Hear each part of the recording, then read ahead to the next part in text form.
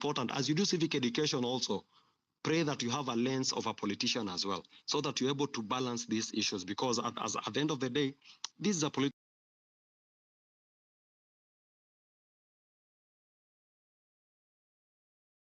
process. We cannot run away from. This is a political process. Thank you. Thank you, Dennis. Okay, thank you so much, Dennis. Sorry, DK, I'll just be dropping in a bit. I co-host a space with a ceremony on Tusiwa Forget. We do not want to forget the comrades who lost their lives during the finance bill protest, or any other protest for that matter. So we are planning to visit them in their home counties, whether it's Nakuru. We'll coordinate with the rest of you. I'd like to acknowledge that it's true, Nakuru, we have seen you elected a lot of women. One of them is a Buju Buju.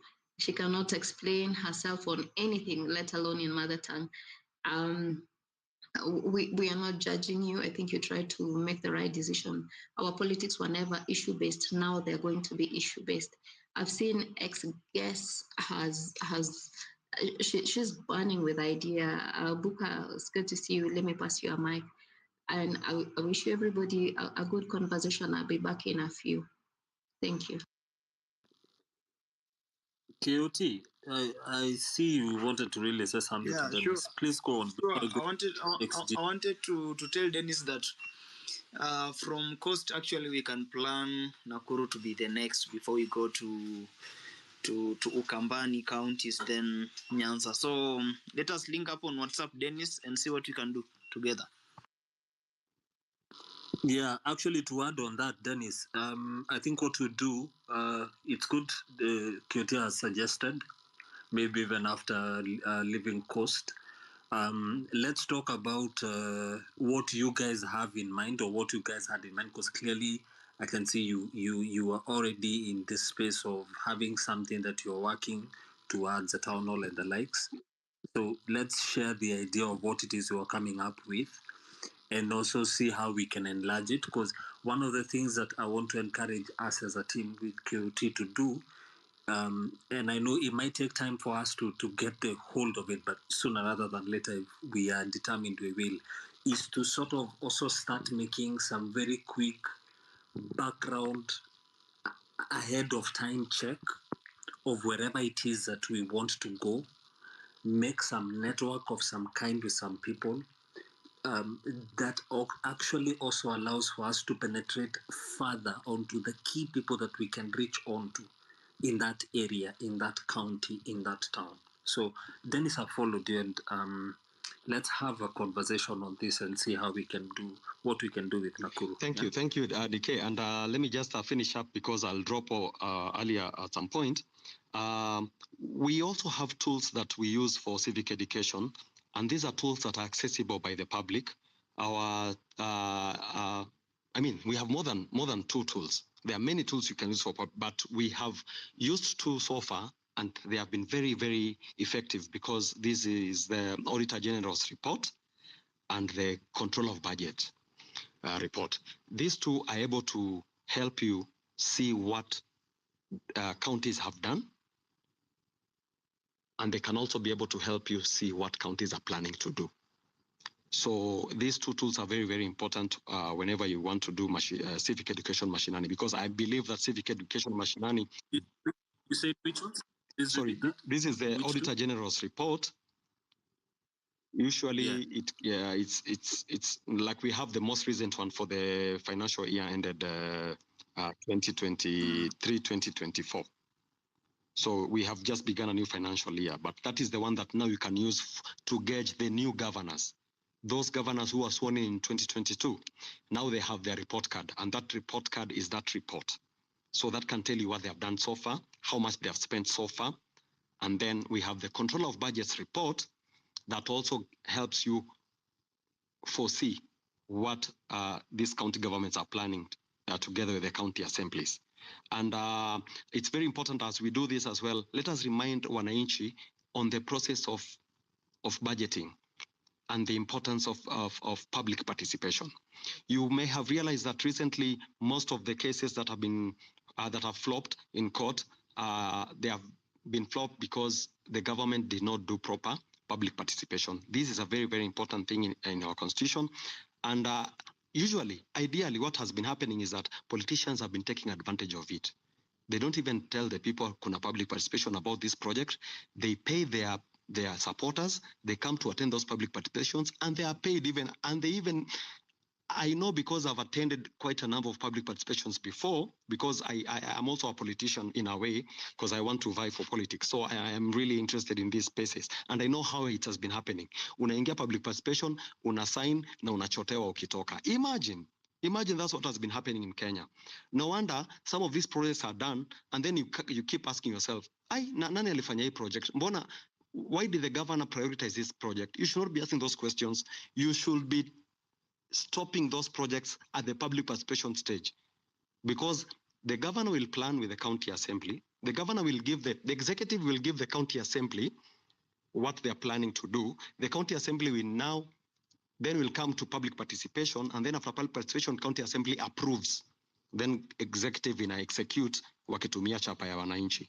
Kwa hivyo, it is very important for us to understand the budget making process, and that is the only way that wananchi watafunguka macho na wajue kweli chapa yao inatumika aje, and that they have a voice. And remember, when you lose your fear, they lose their power. Always remember that. When you lose your fear, and one of the fears that we've been having as Kenyans is the fear of talking about these things, is the fear of just expressing yourself, is the fear of just going to a public participation and saying, no, sisi badala ya kujenga library, right now we feel like kwanza utujenge madarasa, something like that. Or instead of kujenga governor's residence, kwanza tujenge dispensary. You know, these kind of things. And these things, they all pass through the public participation process where your voice is needed. Thank you. Thank you, Dennis. Have a lovely evening. We hope to be in touch with you. Some very good nuggets. XGC, I'm sorry for keeping you waiting. How are you? Okay, thank you very much, and I'm very glad you have given me a chance to speak on this space. First, I would like to really appreciate and thank you guys, KOT and Dennis, for what you are doing on the civic education. You all know that the only way that you can break the chains of slavery from someone is by first changing the mindset.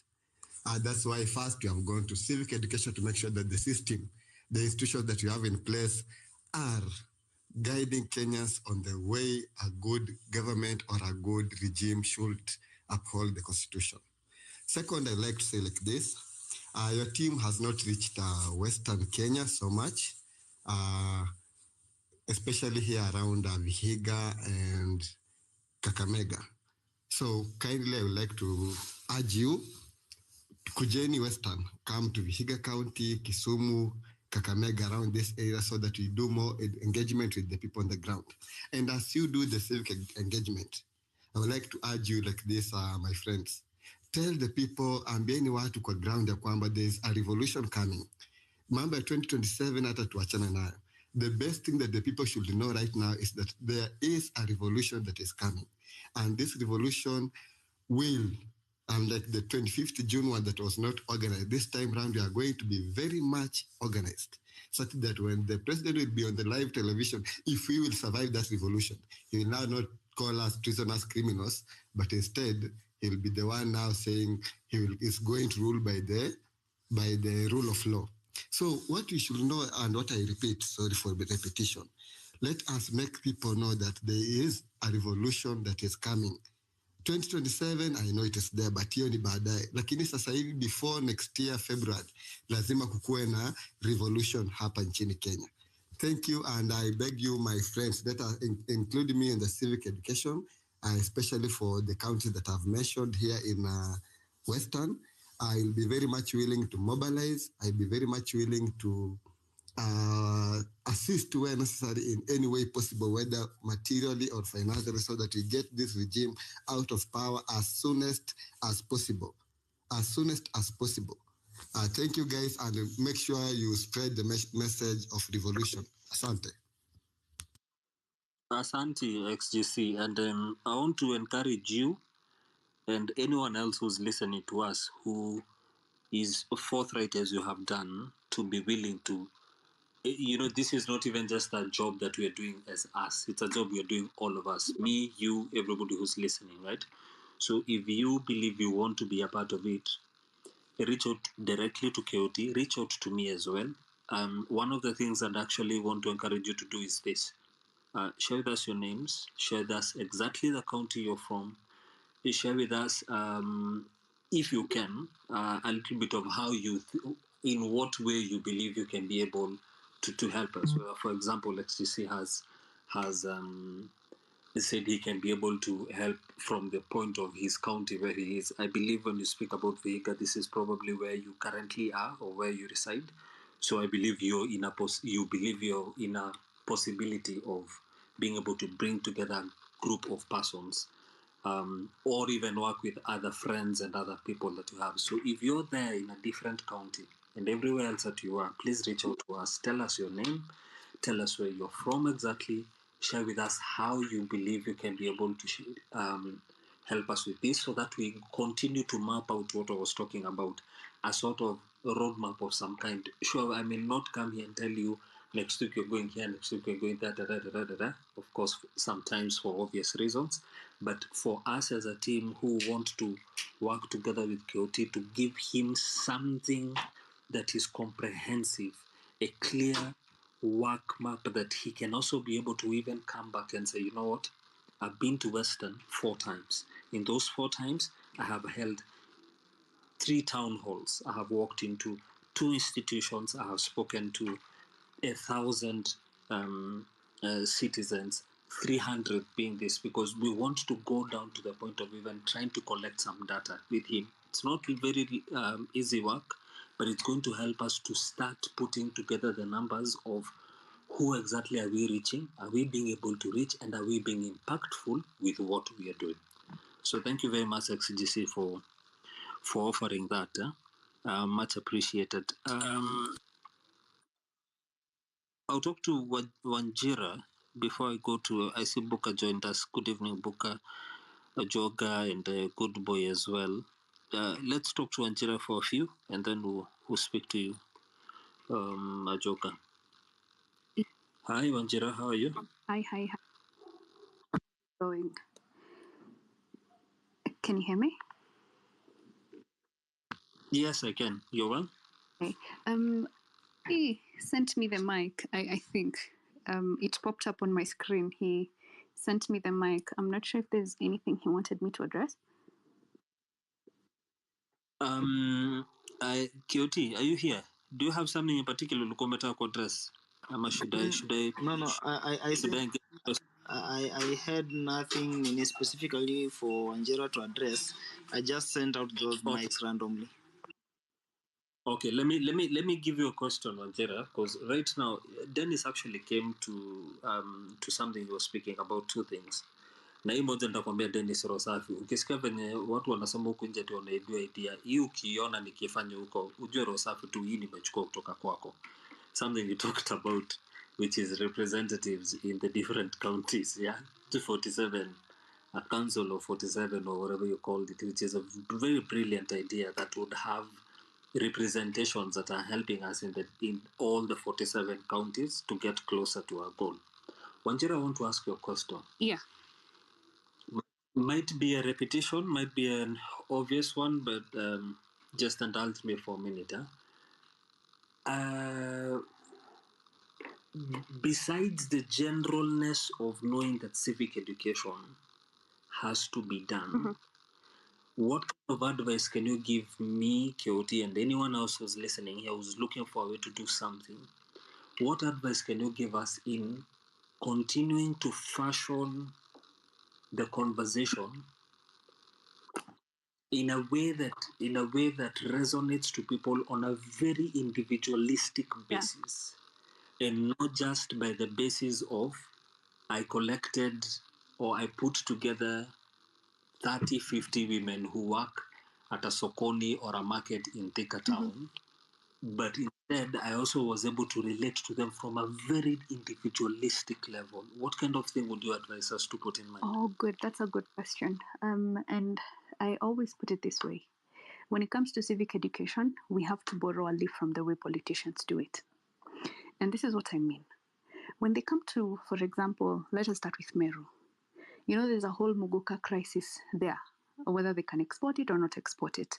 They talk to the people of Meru, particularly about the things that matter to the people of Meru, which is Muguka. And they tell them, we will do everything in our power to make sure that you people can be able to monetize this thing that you're growing here. And then they go to the coast, and unfortunately in this regard, they speak like from both sides of their mouth. They go to the coast and say, you know what? We hear you people. We see that you do not like the use of drugs here. We are going to make sure that drugs such as muguka and cat and other things are not brought here. And then they come to Mount Kenya and say, you know, ninaona kahawa inawasumbua sana. And then they go somewhere else in Mumias and other places. They say, I can see there's a sugarcane crisis here. You know, they address and talk to the people about the things that really matter to the people. And thank God in Kenya, unfortunately, or fortunately, we do not have a shortage of problems that hurt people in almost in an individual capacity. So for example, when KOT is speaking to guys in Chuka University or other places, or universities in general, or young people, start by talking to them about what the regime has essentially done to the people, which is number one, it has let down the youth in a fundamental way. They cannot be able to access education. They cannot be able to access business opportunities. They cannot be able to access jobs. In addition to that, talk to them about the value of their life and how little life means to the regime right now. When you go to the Mamambogas, talk to them about the horticulture bill that has been sponsored by Sabina Chege.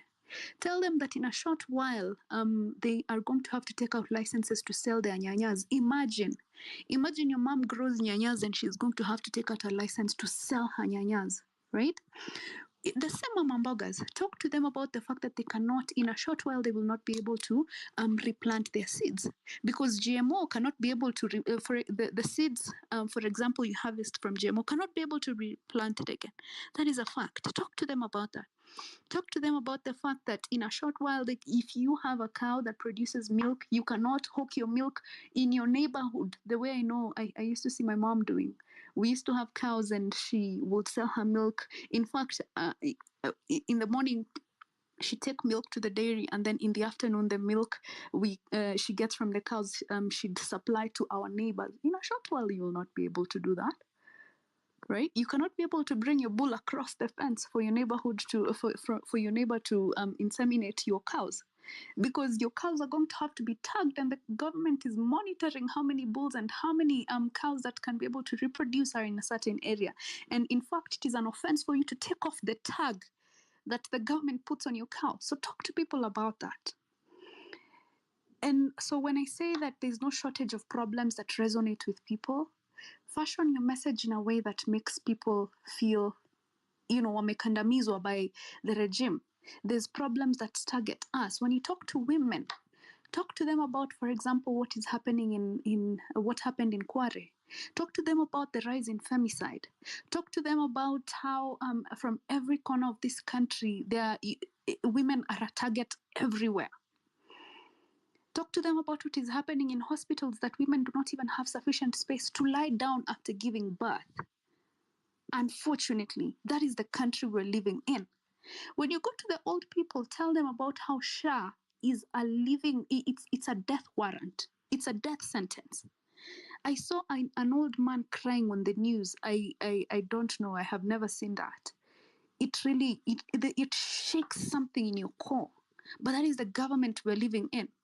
And every day, William Samoei Ruto is telling people, sign up for SHA, register for SHA. To get what in return? When you talk to employed people, talk to them about how their pay slips are getting thinner, and there's nothing to see in return for it. That you are sponsoring a state housing project, but you are also going to have to pay again for it. Yeah, you make it make sense. I am paying you to build a house, but I will also have to pay you to get that house back. Make it make sense. That I am paying for a social health insurance project. And the amount of money I am paying you is enough for me to get a private insurance for me and my family. And you think that makes sense when every day your clarion call is sign up for SHA. We have to make this country work. Work for who? So unfortunately, DK, I think that there are, again, no shortage of problems that are touching literally every single person in every single demographic in this country. And those are the things we need to touch on. That is how we need to be a well-fashioned weapon. Civic education has to be a well-fashioned weapon. So that is my opinion. I don't know what your thoughts are, but that is how I think we should do it. Spot on. Couldn't even say it any better, Wanjera. Thank you. I knew bringing you up here and posing a question to you would be worth it. So thank you very much for that. Dennis, I saw your hand go up. Talk to me very quickly before I go to just Buka. on two things. One, there's initially when I was speaking earlier, I'd mentioned about Inject Party. I was very specific because I've seen some of the members here associated with it. And my point was that it is very important for you to have this council of members from representation from every county, because even at that time you want to sell your political party membership, opening offices, because that is a requirement by law, then it will be very easy for you to know who to touch base with in every different county. Buka, I agree with you. You have said that let's call it by what it is. This is this is political education, and I agree with you. Indeed, this is political education because it's very important that we do this. We have to drain the swamp. And lastly, just to agree on with Wanjira, yes, we talk about everything, and from the two reports I mentioned earlier, the Auditor General's report, it will be able to give you a breakdown of every department. So these are departments, for example, these are like ministries at the county levels, that every ministry has a CEC, who is a waziri, and the waziri has a chief officer, who is a PS.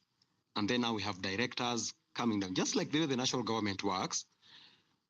Then when you go to do civic education on these specific departments, it becomes very easy for you to do it. Because, for example, you're touching on health department. That way you will be able to talk about SHA. You will be able to talk about the projects that the county has done under health. You'll talk about the state of healthcare and the healthcare workers and all these things.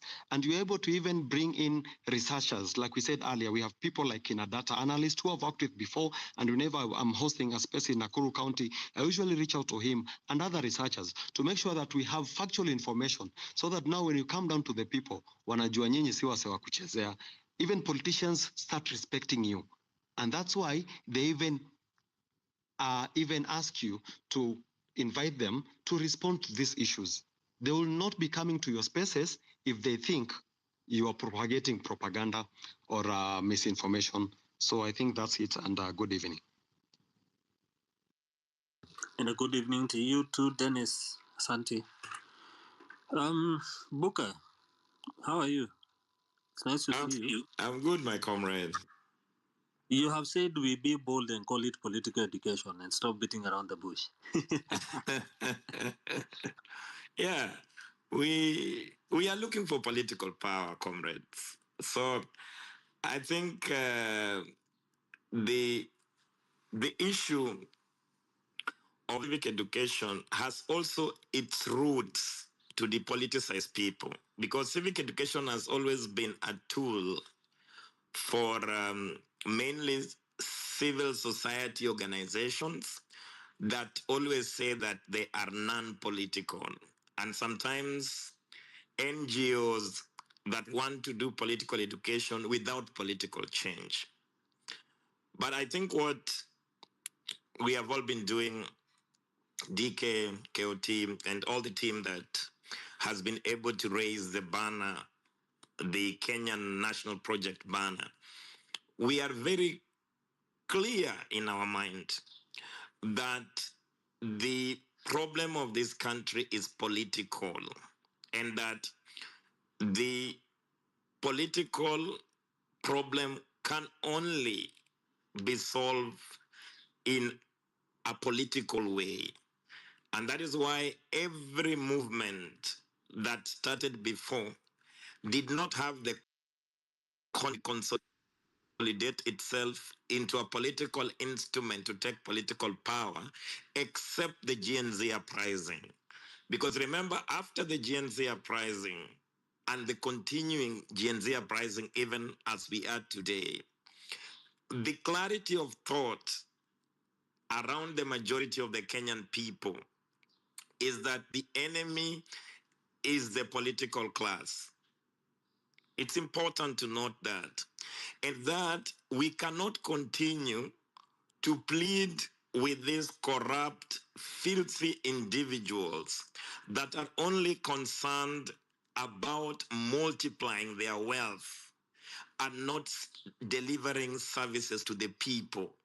So what the Kenyan majority is saying, that they have lost total trust in this political class, this rich billionaire political class that continue to broker us to not just their foreign supporters, but also their selfish interest. And everything they do, even if they pretend it is for the public interests, it is only, corruption to benefit their friends, their family members, and a few cronies around them. So that is why I was counting that we become very doing political education. We are fighting for political change, and indeed we have to expose the rotten political class, not to change them. Because remember, President William Samoei Ruto and the entire political class, including Raila Odinga, are beyond reform. That means we cannot reform them. If we try to ask President William Samoei Ruto to implement a universal health care for all, he is incapable.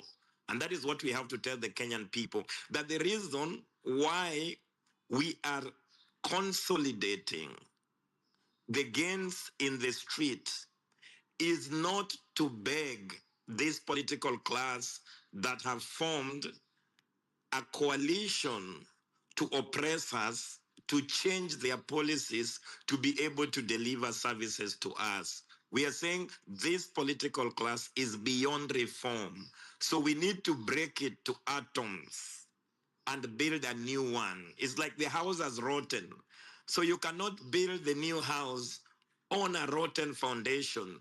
You have to remove the entire foundation so that we are able to build a new foundation and construct a stable Kenyan house where every person can actually find a place to live in.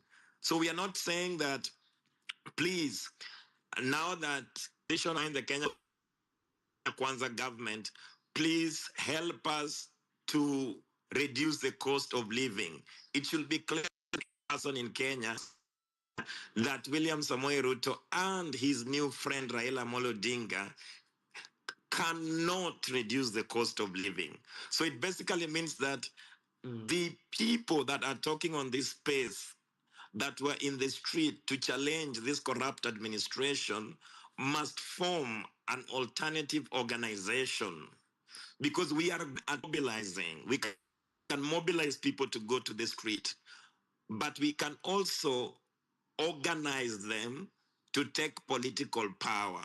And that organization then can follow, can take place hand in hand with political education.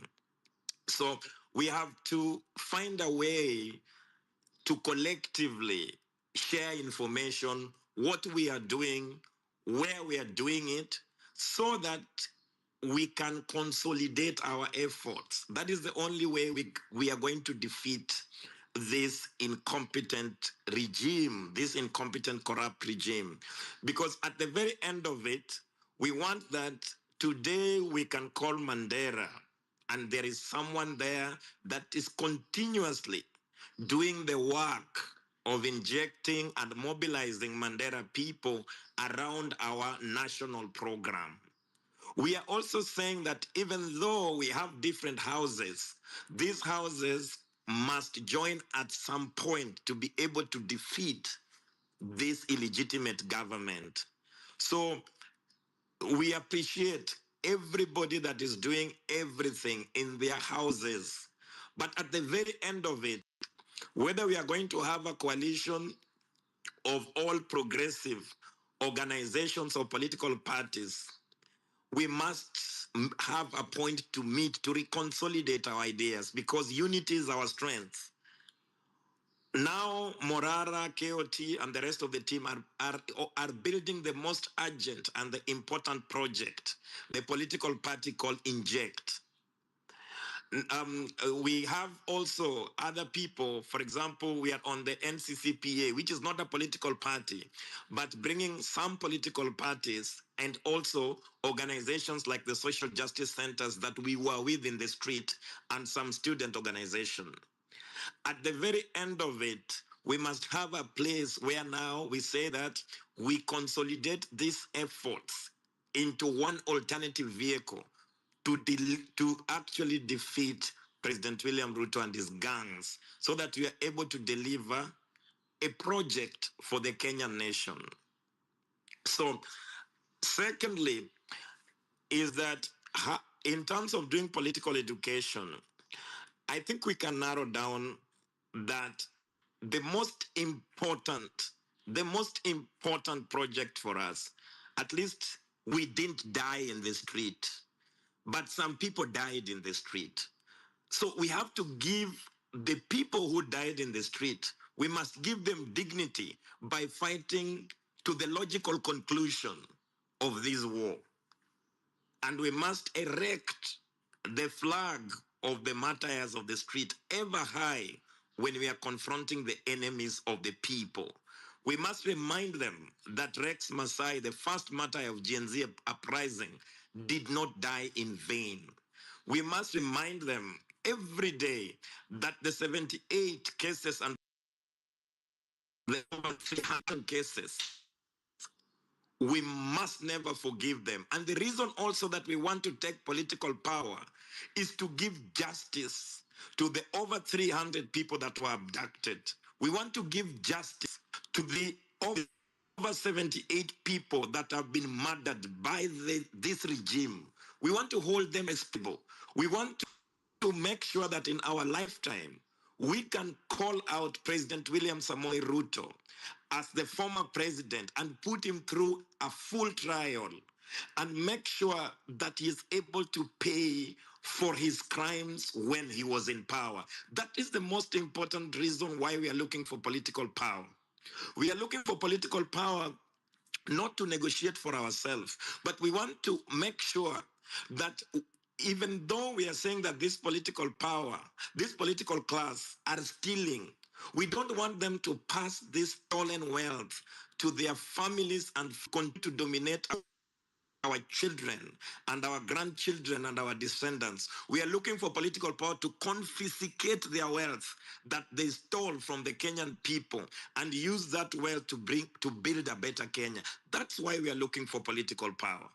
We are looking for political power to make sure that at any given time, we can say that those corrupt people that have continued to steal wealth, all the wealth that they have stolen and stashed in foreign accounts, we need to be able to have the political power to arrest them, put them in jail, and negotiate with them to bring that money to the Kenyan Republic so that we are able to build a better Kenya for everyone. So it's important for us that without political powers, will not go to jail. Without political power, every election year from 1997, the poor people have been murdered. The poor people have died. No statue, no names of them, even ingrained somewhere, that these poor people martyred in the street and they were killed. Not just by government militia, they were killed by Kenya police, they were killed by opposition militia. For how long will the poor people die while the rich people are enjoying stolen wealth? This is the reason why we must tell the Kenyan people that we want a government for the people, by the people, and they should not look somewhere else. The poor people have a brain. Poverty did not make them lose their brain. They can govern this country. We just need to reconsolidate them, be patient with them, learn from them, and make sure that we are honest to them so that we get their trust. And at any given time, we tell them the truth, even when we are weak. We must be bold to tell the Kenyan people that at this point we are weak because we need their support and that we can advance this Kenyan national project together.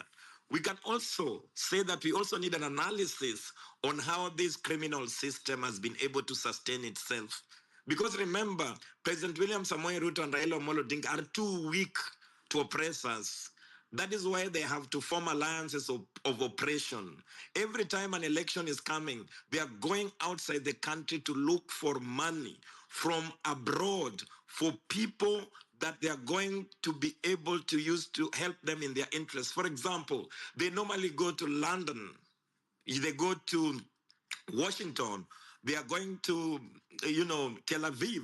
What are they going to do? They are not going to take a cup of tea. They are going to form alliances with the people that they want to work for, to give them money to come back home and deceive us through paying the majority of the Kenyan people through bribery. And in fact, the Kenyan election is bribed even before it started because it's so unequal that the media even starts to parrot on day 2 that it is a 2-horse race. It basically means that we are forced to choose between 2 criminals. So we are looking at which one is the lesser criminal, while the people in Kenya have a clear chance that they can change their destiny. So we must also remind the Kenyan people that as so long as we are willing to accept by multinationals, big money from abroad, then the only people that can benefit is now what we know, the Bill Gates Foundation. They are not benefiting because they are good people. They are benefiting because they they gave money to these people. So it's important for me to actually outline that. And finally, comrades, I just wanted to remind all of us that this project needs all of us, and we need a place where we can share ideas, meet, and we need a program to sell to the Kenyan people. Remember, after the 1994 in South Africa, they had independence. They came up with the Freedom Charter. The Freedom Charter categorically said that land belongs to the people of the South Africa, and therefore the government of the day must nationalize land and make land accessible. Just like in Kenya today, we have 2 important reports, the TGRC report, the Ndungu Land report. The people who own land in Kenya are politicians. The people who own land in Kenya do not produce through those lands are politicians. We cannot have food security as long as 65% of our land is being managed by criminals who do not produce. They are holding land to get loans. They are holding land to sell. They are involved in speculative economy, and they are not producing much. So in essence, what I am trying to bring close to you, that we also need, during the process of doing this political education, we need like a 10 to 15 program on things we will do when we take political power. And then on the other side, we also say we will offer universal health care because Ruto is stealing our healthcare program. We will offer, universal, free, public funded education from primary to the university because Kenya Kwanza regime and its gangs are stealing from us. So that is the step we need to make, not just to to disqualify the regime that exists, but also to bring an alternative regime. DK, sorry, I probably talked too much, but you can have the mic. Asante Buka, thank you. And because I know I may lose you at some point, I will ask you to stay with me because I want to talk to XGC for a quick minute. There's a question I'll pose to you before you leave. XGC, no, I will not. I will stay a bit. Excellent. Thank you for that, Buka. XGC, because I want to give you a second comeback. Please just take 2 minutes. Tell us what you had in mind. I saw your hand go up. So talk to us what came to your mind, 2 minutes, and then I'll go to Abdullah. Okay, thank you for giving me this second chance. First, I'd forgotten to mention about your education. When you go on with this education, let's also remember the education sector. You are pushing for the consolidation of the having the MPs bursaries, GMCA bursary. We have just one fund for the all education bursaries consolidated into the Ministry of Education. Second, make sure that when we do the civic education, we are involving that one because most parents are now burdened by the new university funding model. You saw what is happening in Chuka. You can say that it's because of the accident, but me and you know very well that comrades are very angry because of the new university funding model. So as you go on with the civic education, kindly inform our parents that the new model is going to exploit them more, and we are the only people who can stand in and support and stand in for them and protect them against this regime. Third, as I finish up, as I said earlier, I want to repeat it. Kindly, in your civic education, inform the people that there is a revolution that is coming and that we are not going to wait until 2027 we vote out these leaders. No. The reforms that we are doing for 2027 are for the youths who will take up the office. But as for now, for the regime that is here in power, the time has come. The storm is coming. The calmness that we are just seeing is a calmness before the storm. When everybody thinks now everything is back to normal, that's when we shall sprout out and that's when we shall go direct for the head. Again, in your civic education, also notify the members of various public. What I'm saying is what I'm doing here in Vihiga. Chege can send you some of my videos to see. That's what we are doing here in Vihiga County in public.